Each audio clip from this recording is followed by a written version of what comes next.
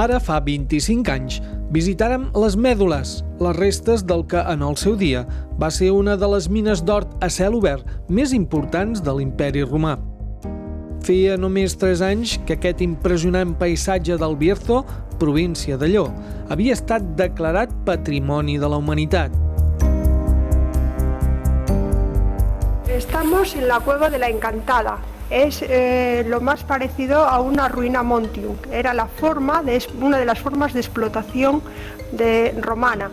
Consistía en una serie de pozos y de galerías que se comunicaban unas con otras y soltaban por esas galerías el agua con fuerza. El agua, al introducirse en ellas, presionaba el aire del interior de las galerías y la montaña se derrumbaba, como este derrumbe que tenemos a nuestros pies.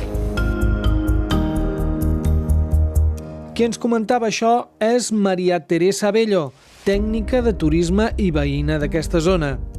El recorregut que vàrem fer en una tarda freda de gener durava unes 3 hores i passava per petites valls formades per l'explotació de la mina. Actualment hi ha castanyers centenaris, arbre introduït justament pels mateixos romans. El agua era fundamental para hacer la explotación. Había hasta 100 kilómetros de canales.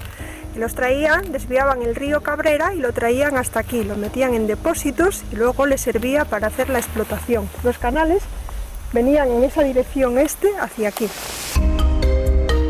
El tipus de roca conglomerada facilitava la construcció de galeries i l'enderroc massiu de les muntanyes mitjançant la utilització de l'aigua.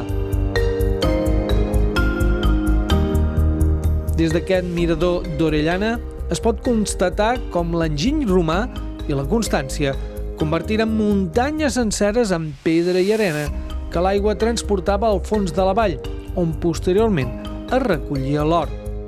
Dins d'aquests sediments encara hi ha grans quantitats d'or que podrien ser explotats en un futur.